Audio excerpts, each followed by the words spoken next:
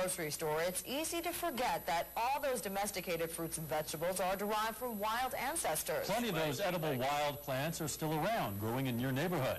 Even today, they could make you a survivor.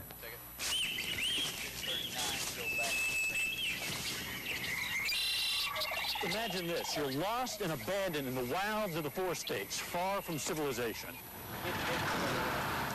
Okay, you're never really that far. You gotta work with me here.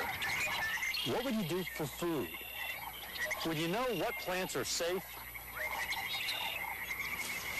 Would you know which ones are poisonous?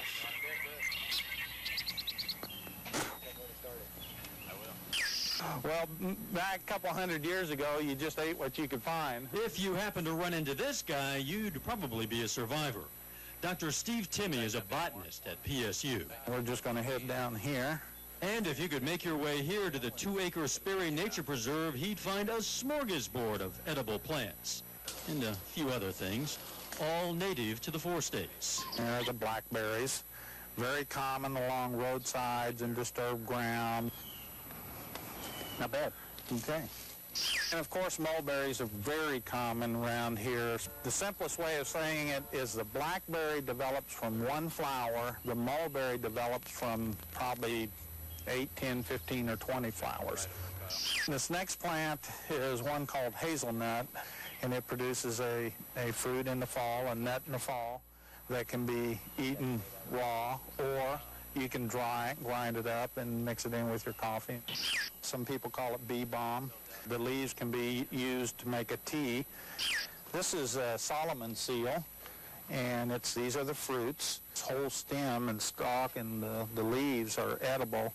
This is a Jerusalem artichoke, and what's edible in this is the root. It's kind of a potato-like flavor to it. There's wild lettuce, and it's perfectly edible to eat. You can just take a piece and eat it just like a lettuce. It's a little bitter. This isn't going to kill me. No, as far as I know. Hold it. What'd he say? He was just kidding, I think. The truth is, some edible plants look a lot like others that are potentially harmful. If in doubt, don't. But if you know what to look for, you'll find Nature's Produce section. Towers of flowers, berries and cherries, fruits and roots, seeds and weeds. Yum, yum. And that's just for starters. Time to go back for seconds. Now, I couldn't eat all that great stuff without bringing some back here for my buddies. Gee, thanks. Thank you, yeah. We appreciate it. Very welcome.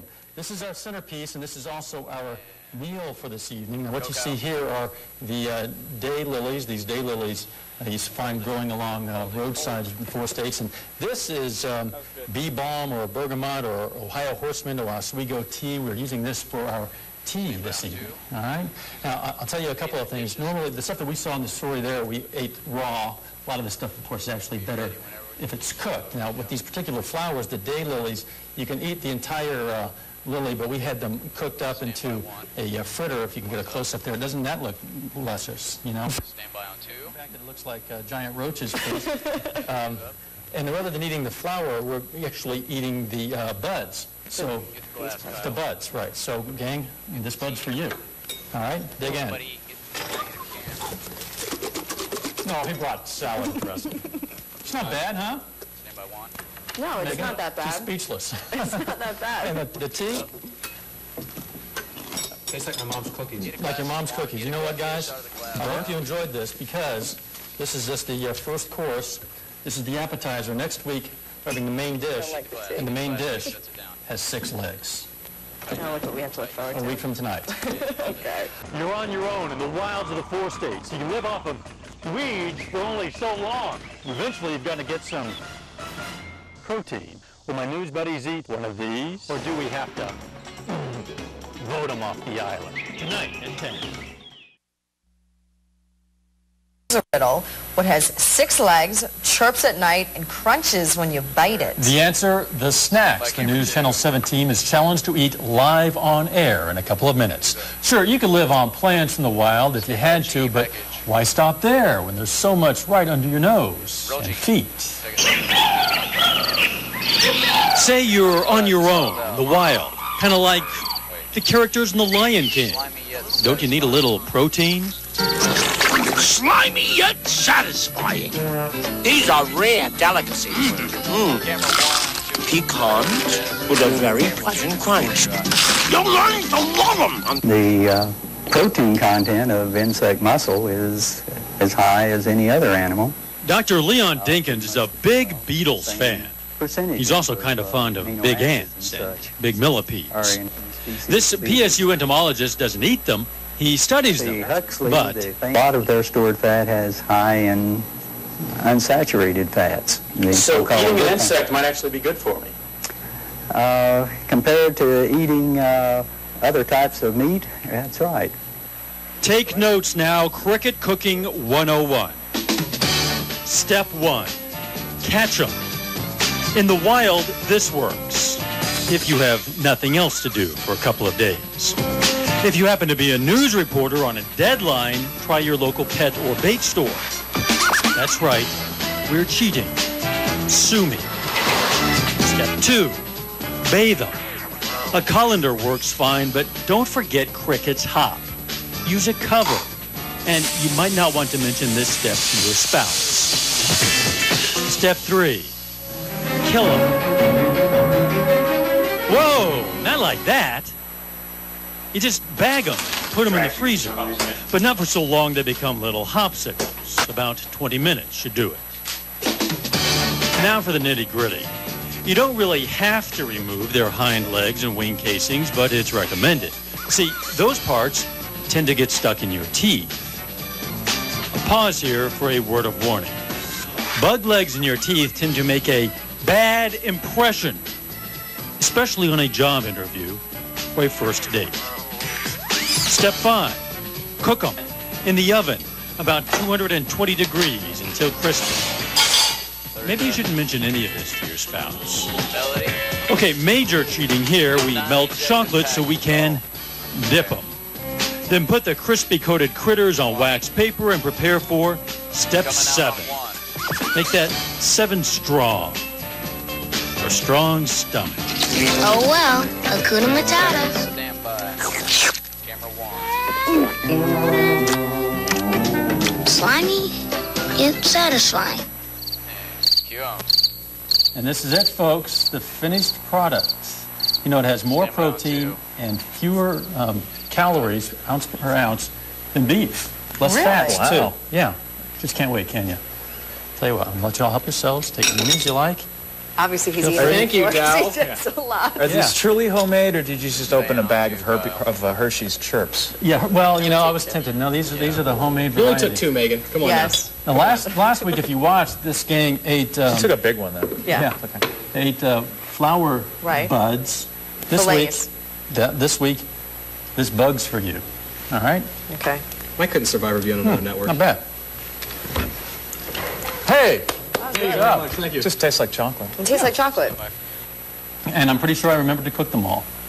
If there are any ill effects, you shouldn't feel that for a good 20, 30 minutes. Now, you want to tune in next week because we're going to have some plant remedies, some plant medicines, including what to do for an upset stomach for those people who just ate the crickets? Eat bugs. That's correct. Also, we're going to vote somebody off of the island next week. So, better watch out. Yeah, a week from tonight. Now, can you survive the heat? Well, meteorologist Dan the Bug Eater returns next to the Skywatch 7 Forecast Center with our complete forecast. And later, these disabled supermodels work the catwalk, but... Imagine this. You're on your own in the wilds of the 4 states, living on weeds and bugs, and suddenly you don't feel so good. Wild medicinal plants, survival in the 4 states, Wednesday at 10. Surviving in the wild isn't just a matter of finding food and shelter. Sometimes our health requires a little more, but if you know where to look, nature will provide.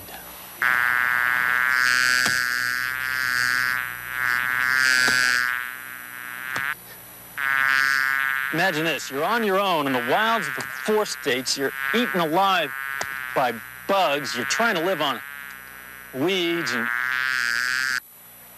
insects. And suddenly you don't feel so good. What do you do for medicine? Probably, essentially, every plant that we would encounter here has been used medicinally sometime or another. You'd probably do fine if you stayed close to Pitt State botanist Dr. Steve Timme. Not too close. Watch the brush. Most of this is folk medicine. Worked for an instance, and whether that was the real thing that worked for it or not, who knows? And a lot of plants haven't been scientifically investigated for these things, and so can't expect them to necessarily work.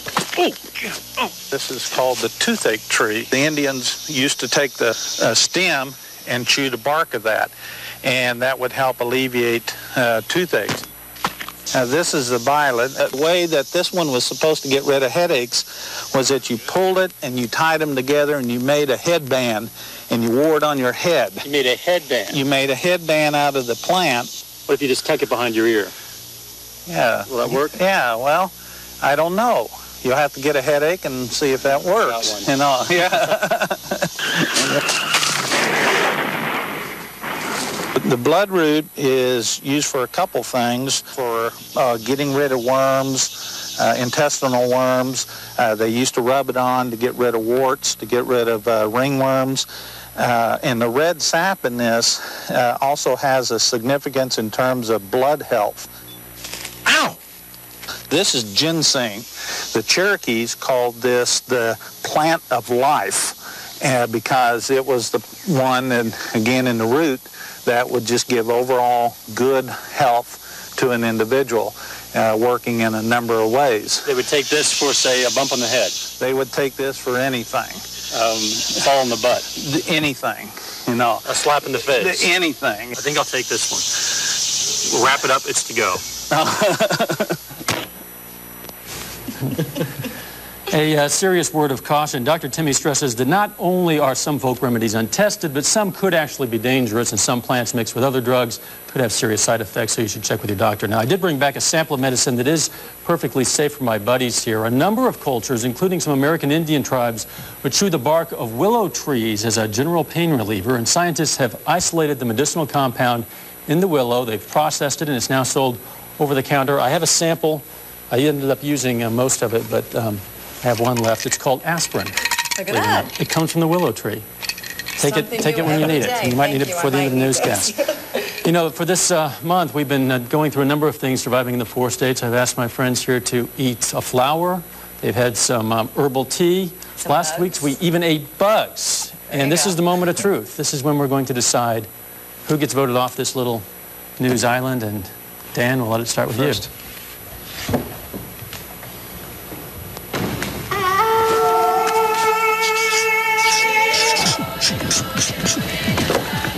He's called me Gilligan one too many times. Jeff and I have decided we're going to vote together in an alliance. So, Dowe, you got it. You're voted off the island. Make me eat crickets? I don't think so, Dowe. Can't believe he made his colleagues eat bugs, and I think he could use a vacation. There you have it. Dowe has been kicked off the island. And as we all know, once the vote is taken, that vote is final. So we have to say goodbye to Dowe. Back with the ousted. I know Jeff is very... And you wanted to call in sick tomorrow. I did. But we will check back with the ousted anchor in a little bit. But first, this guy, who is the true survivor, returns next with our complete forecast.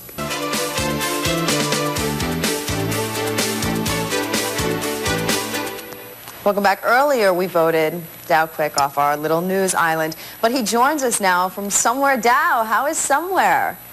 Megan, that's you? Yeah, that's me. How you doing? How'd you get my number? Well, we found you. We're, you know, all-knowing. I'm missing you guys a lot. I hate it here. I can't wait to get back to work, so on and so forth, yada, yada, yada. Yada, yada, yada. It sounds like you're having a fabulous time. But, you know, Dowe, we have been talking. We miss you, so we want you to come back. Well, I'm kind of working on my tan right now. How soon do you need me? Maybe tomorrow? Well, tomorrow, you know, the sunset behind me hasn't been moving a whole lot for a long, long time, so tomorrow could be quite a while, but tomorrow, yeah. Well, Dowe, we hope you come back soon, but have fun in somewhere. Whatever, yeah. All right, thanks, Dowe. How about a final check at the weather? Quick look, severe thunderstorm watch for some of our far northern counties till 2 a.m. That may spread southward after midnight. We'll keep an eye on it. All right, thanks, Dan, and thanks for joining us. We'll see you tomorrow. When you see news happening, call news. A 14-mile road through the wilderness links two states thousands of miles apart. Missouri National Guard is helping build a road across an Alaskan island. News Channel 7's Tyler Daniel and I got to travel with Guard members to Alaska and get a first-hand look at a mission that will change the lives for the people of a remote Indian village. The Guard calls the mission Operation Alaska Road. It's not a war, but it is a military operation, using all branches of the armed services, their personnel and their equipment. As this specially equipped transport plane leaves from Jefferson City, Missouri, we're on board. So are National Guard members and community leaders from across the state. Destination, Alaska. The mission to build a road and a better life for the people of a remote Indian village. We arrive in Ketchikan in extreme southeastern Alaska, a town virtually inaccessible by land, a town where boats and seaplanes are more common than cars. But our ultimate destination is still miles away, across a channel to Annette Island in the village of Metlakatla. Nothing goes on the island without these boats here. Rations, supplies, trucks, fuel. So I feel pretty important, and my boat crew feels pretty important. Access to this village now is possible only because the weather is nice. At its worst, particularly in the winter, the winds in this area can reach close to 100 miles an hour, and access to the village is impossible by air or by sea. For the villagers, this road is a better solution. It will provide them access to a calmer area of the sea and better access to the mainland. It's a recruiting and retention vehicle also for us, not only for the Missouri National Guard personnel, but from personnel from all branches of service. The civilians on this trip include business and civic leaders, educators, and law officers. The Guard hopes this trip will help build support for Guard members and stimulate recruitment. There's a big gap in the civilian community's knowledge about the military, and this is an opportunity to take some of the leaders of our communities out and show them that not only is the military active, but the Missouri National Guard is very active all around the world. Is to see what our National Guard does. You never hear about them. They're low profile, it seems like, until, you know, a war breaks out somewhere. Approaching the island, we see some of the obstacles. Dense timber, soaring mountains, sheer cliffs dropping to the sea. But it's only a hint of the challenges the Guard members will face on their mission, Operation Alaska Road. Tomorrow, we visit the base camp on the island to see how the Guard members live. And we're going to hear from some local Guardsmen who are proud of their mission but miss their families here in the 4 states. That's Operation Alaska Road tomorrow on News Channel 7 at 10. We got a brief look at the scenery there in Alaska. And when you and Tyler came back, you guys talked about it and brought us pictures to look at and everything like that. It was gorgeous, and we were very fortunate in that the weather was very nice while we were there. Right. Typically, it can rain a lot there. It can be very unpredictable weather. We'll get into that a little bit later in the week. All right. It is a beautiful place indeed. All right, thanks, Dowe. Well, now, not as chilly as Alaska, but still pretty cold. Meteorologist Dan returns next. They're bankers and school teachers, plumbers and police officers. They're the members of the Missouri National Guard. Many are now on a mission far from home. They're building a road across an island in extreme southeastern Alaska.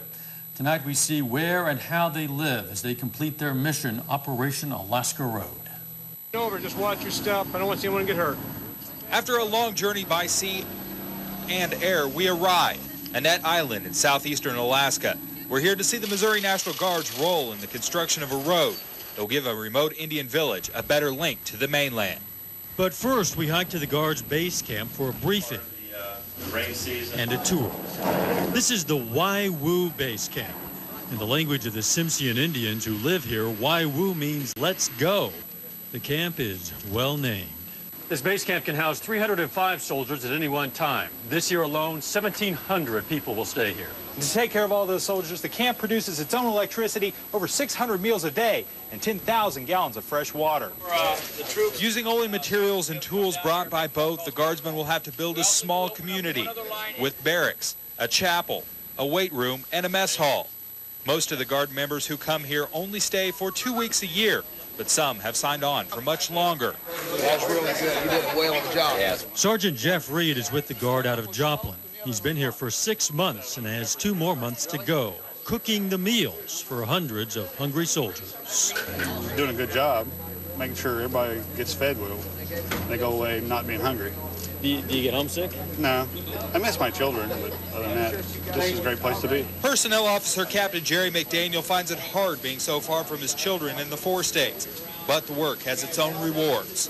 You don't get the opportunity to work this closely with this group of people, in any other civilian environment. Not only do you have to work with them on the day, but you actually sleep next, in the hooches next to them at night. You spend your free time with them. You get very close to people very quickly. All of this, the camp and all it requires is merely a launch pad for the real mission. The real mission is out there. The guardsmen will have to conquer some of the most treacherous terrain and conditions anywhere, through dense forests, across mountains, and over raging rivers, to meet the challenge of Operation Alaska Road. Tomorrow, we literally hit the road. We look at the road construction project through the Alaskan wilderness. We're going to explain the difficult challenges facing the Guard and why a 14-mile road takes years to build. That's Operation Alaska Road tomorrow on News Channel 7 at 10. Well, we saw some sunshine today along with some... Covering 14 miles can take years, and that's when the miles are carved foot by foot through the wilderness. Tonight on our adventure with the Missouri National Guard, we see the challenges the Guard members face as they build a road across an Alaskan island. It's Operation Alaska Road. It's time to hit the road, what there is of it. Eventually, this road will be blacktop, covering 14 miles and capable of handling 50-mile-an-hour traffic. It'll give the remote Indian village of Metlakatla a faster, safer link to the mainland. But completion is still years away. The terrain to the village is rough and the construction is slow going. So far, in 3 seasons, they've constructed roughly 5 miles of road. Among some of the biggest challenges for road crews, cutting through the mountains of rock and muskeg. It's a moss that covers the ground, in some places up to 18 inches thick. Crews that drill and blast through the hard rock sometimes measure their progress in feet, and other times it's only inches. Other obstacles, dense forests of towering trees, steep climbs and deep ravines, and weather where the extreme is the norm. It's a hostile, it's an inherently dangerous terrain. It's hostile. It's a rainforest, 150 inches of rain per year. We've finally been getting good weather here. Usually it's been raining the whole time. Now dust is down, or dust is up. It's dry everywhere, so it's been slowing us down a little bit more. To further complicate the mission, all supplies, every piece of equipment, fuel, personnel, and food has to be shipped to the island. But the Missouri National Guard members here believe it's all worthwhile. In addition to building the road, they're building experience and character. They're developing skills that can be invaluable on other missions in other parts of the world. Come out of this operation, they're some of the best operators the Army can provide. That's the success. When you can walk away and no one being injured and everybody going home safe, that's a success. And when you can build a road, that's a success. Tomorrow, we visit the Indian village of Metlakatla and meet some of the residents whose lives will be forever changed by the Missouri National Guard and Operation Alaska Road. A winter chill returns to the 4 states. Meteorologist Dan returns next with the details. She was a teenage girl in small-town Missouri. He was a teenage sailor in California. For 7 months, they exchanged letters. Then finally, they met. Well, I thought she was a beauty. Yeah, I really did. Well, I thought he was crazy good looking. Tall, and he was 6'2" and blonde. The kind of guys I liked. A story of young love lasting 53 years. Thursday on News Channel 7 at 10. This is the story of young love. She was 18, living in Conway, Missouri. He was a 19-year-old sailor stationed in California. I wrote to my sister in high school, asked her if there were any good-looking girls in high school, and she gave me the address and name of one, so I wrote to her. She just kept telling me about her handsome brother in the Navy and kept saying, will you write to him, will you write to him? And so I did. For 7 months, Gail Kennard and Paul Butler came to know each other through letters. When Paul came home on leave, they finally met. I thought he was crazy good looking. But she was a beauty. But at that first meeting, Paul didn't ask Gail out. Instead, he left abruptly with some friends. The second time they met, Paul did the same thing. So I went back home and told my mother I didn't think I liked him because he wasn't very polite. Gail says she wished she hadn't spent so much money on stamps. This love story almost ended right there and then in 1947. And it would have if Paul hadn't called the next day to apologize and ask Gail on a picnic. It was a picnic that would change their lives. We were on this picnic, sitting on a blanket, and he kept telling me how beautiful I was. And that he wanted me to marry him and go back to California with him in 2 weeks. Her eyes opened real wide and said, I thought he was crazy. "No, I mean it. I really mean it." He promised me he'd love me forever and take care of me. So I thought, what have I got to lose? And that would begin their happily ever after. Over the next half-century, they would raise 2 children. They would move 18 or 20 times. Paul would leave the service to teach and become a minister and write 18 books. But after 53 years of marriage, Gail still calls Paul her sailor boy. That's the way I see him now. Of course, he had a little more hair then, and he was a little taller and a little thinner. Memories can last a lifetime, even if old photos begin to fade and old love letters yellow with age. Here for the wedding. Theirs is still a story of young love that blossomed in the mail. Well, honey, there isn't much more to say tonight. I love you, and now He's my friend, my lover, my sweetheart, my confidant. I love him to this day. Ours, so you're in my arms once again. Sweet dreams, and I love you. Your adoring sailor boy, Paul.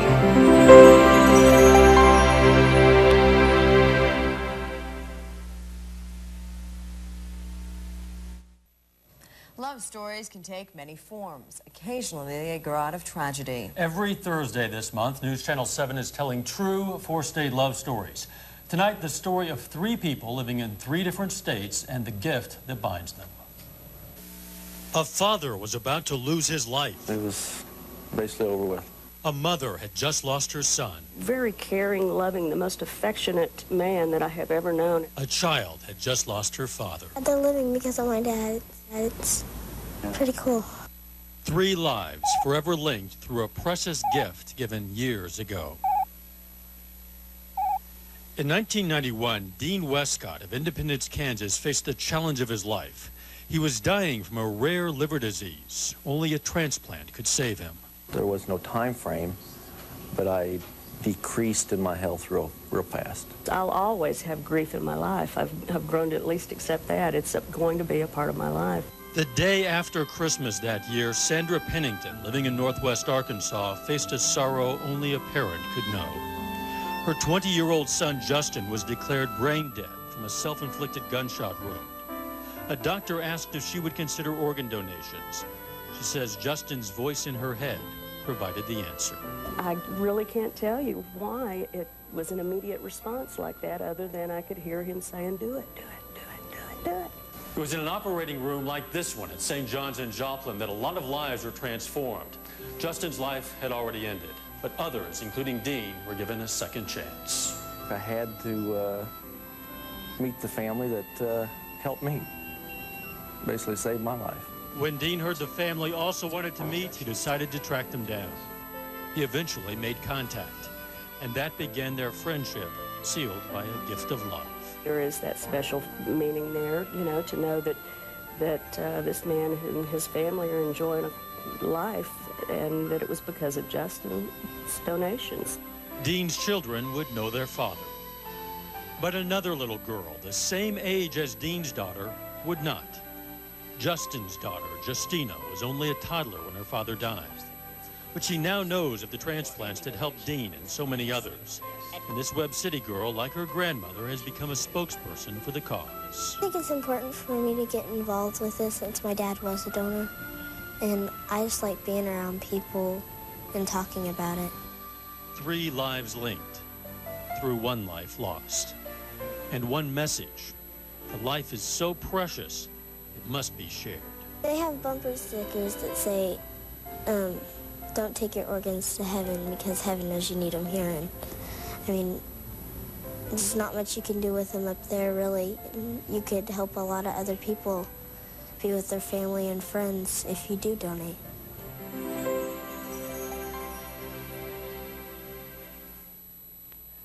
When Justin died, several organs were donated. His mother has received a number of letters from people whose lives were changed or saved because of those donations, but donor families may remain anonymous if they wish. Nationwide, 74,000 people are waiting for organ transplants on any given day. An average of 9 more will die waiting. Dean, by the way, is doing very well with his transplant. He does receive anti-rejection medication, otherwise has no restrictions on his diet, exercise, activities of any sort. What a fabulous story. It's great people. Definitely. Now, no love tonight for Mitchell on Survivor 2. Visit just about any school and you'll find the staff knows their stuff. But if they have to compete with the kids in a pop quiz on pop music, who gets an A and who goes? Listen up, class. Today's lesson, the 3 biggest boy bands in history. They are NSYNC, the Backstreet Boys, and some really obscure group from the 1960s. A lot of 5th graders can name 2/3 of them. Can you name this boy band? Backstreet Boys. Whoa. How about that one? NSYNC. NSYNC. How about this one? Backstreet Boys. Backstreet Boys. What is this group? NSYNC. I'd say that was NSYNC. And what band would you say that is? Backstreet Boys. You got them backwards. Okay. I don't know. You don't know who it is? No guess? I can't really see. Can you name any members of either group? Oh, I have a doll of one of them. No. No. No. How many can you name? All of them. It's AJ, Kevin, Nick, Brian, and Howie.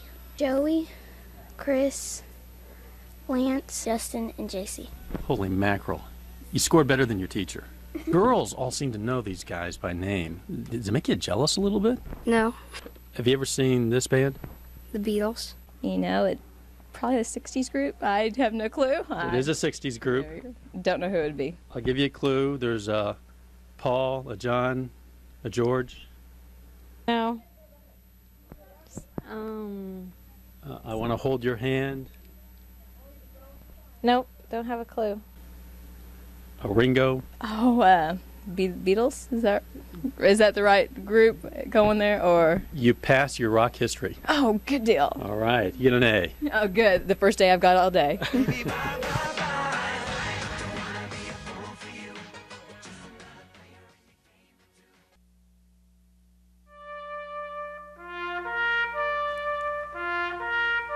Only about 75 gravestones dot the Pence Cemetery just outside Baxter Springs. In the northeast corner stands one stone no more remarkable than those that surround it. But the story of the man who rests here is a story of rare courage and heroism. It's the story of one man's actions that saved lives, changed lives, and ended his own. Vietnam, 1967. A platoon comes to the aid of soldiers in a downed helicopter surrounded by enemy fire. As medic Edgar McWethy runs across an open field to aid wounded men, he's wounded in the head himself. He's knocked to the ground, but gains his feet and continues on. He's wounded again, this time in the leg.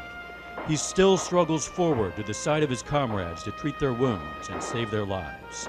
He sees another fallen soldier in an exposed position. McWethy moves toward him. He's wounded a 3rd time. As McWethy gives artificial respiration to save yet another life, he suffers his 4th and fatal wound. Oh, he was always brave. He had no fear. But yet he was very soft person, very likable. Everybody in town liked him.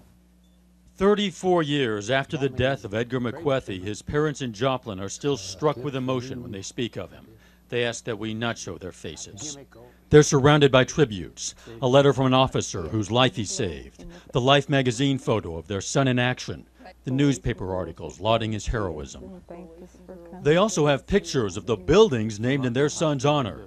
7 buildings so far, 4 hospitals, 2 other medical facilities, and just last month, the new McWethy Barracks at Fort Leonard Wood. It's an honor to have his name brought up for the sacrifice that he gift. And this is the medal for medics. His many medals include one that was presented to the family by the president. President Nixon was there. The highest award our nation ever bestows, the Congressional Medal of Honor. I always thought he was Elvis because, to me, he looked like him, and I thought he could sing like him. He probably didn't, but that's what I thought. Edgar's brother and sister have fond memories of the older brother they lost when they were just teenagers. Always kind, considerate, thought of other people. Soon, other visitors to this cemetery will know of something that sets one man apart.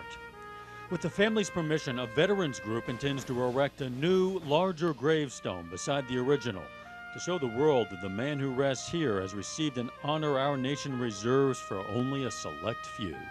Because of their efforts and what they have done means that this flag flies every day. They're the true hero. They're the man that gave his life for his country. And that's what the stone will Yes. tell people. And that stone would bring it out.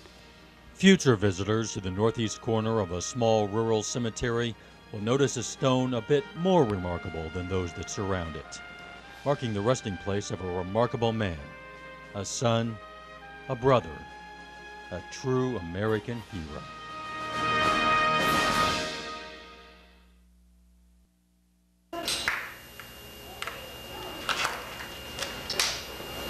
It's a new day at Joplin's Freeman Hospital. A medical team is preparing for an event that happens here an average of once every 4 hours around the clock.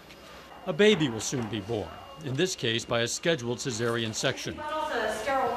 Dr. Dan Borello has overseen more than 5,000 deliveries. Today's procedure is going well. But Borello believes there's a brewing medical crisis that you can't see. It is becoming a crisis just over recent months. A crisis of booming medical malpractice insurance rates. During his 23 years of practice, Borello has never been sued for complications during delivery. But he's received notice that his insurance company will increase his annual premiums this year from $30,000 to $60,000.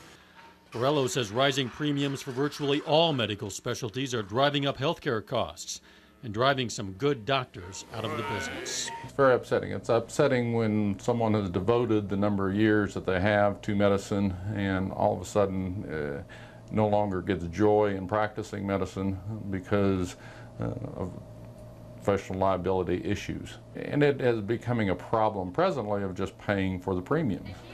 A number of factors have contributed. The events of 9/11 have pushed up all insurance rates. Also, insurance companies that had been making money off the stock market for years now have to make up for market losses. But some in the medical profession say it's more than that. I think what happens is more and more in our society, there is a blending of what the difference is between malpractice, where something was really done wrong, as opposed to bad outcome. For him to say that, I'm just shocked about that, because in reality it's just not true. Joplin attorney Ed Hershaway represents patients in malpractice suits. He points out that in Missouri, an expert must determine there's some likelihood of malpractice before the case ever gets to a courtroom. Burden of proof in a malpractice case is you have to show that with reasonable probability that it was more likely that someone committed malpractice or medical negligence than didn't. But to prove they didn't, some doctors say they're forced to order more medical tests using expensive high-tech equipment. Some physicians argue that many of the tests are medically unnecessary and run up the costs for all of us. Patients have a hard time finding affordable insurance. And soon there may be difficulty in finding access to physicians because of the crisis. On this day, the C-section is a success. And another future begins with a loud but promising start. The healthcare industry will debate whether its own future looks as bright.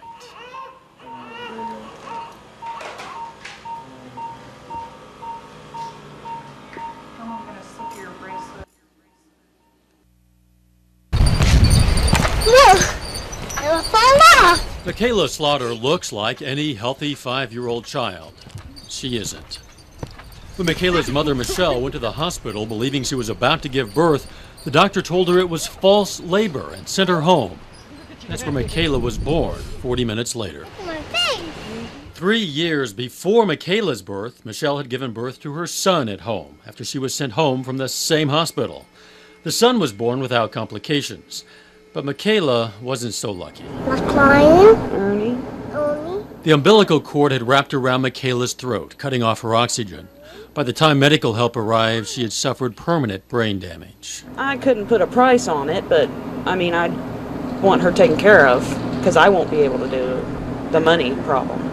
Michelle sued on Michaela's behalf and agreed to a settlement. I would want them to realize that if they do make mistakes, they do need to pay for it. Skip you. But now Michelle doesn't like the way these numbers stack up. Most of Michaela's $1 million share of the settlement is tied up in an annuity. Michaela will start drawing monthly checks from that to pay for her care when she's 21. For now, Michaela gets $250 per month. Michelle says it's a bad deal. Now Michelle says she and her son can't get Medicare or Medicaid. That's because her daughter has too much money, even though Michelle has very limited access to that cash. In addition, Michelle says it's difficult to find a doctor willing to treat the family.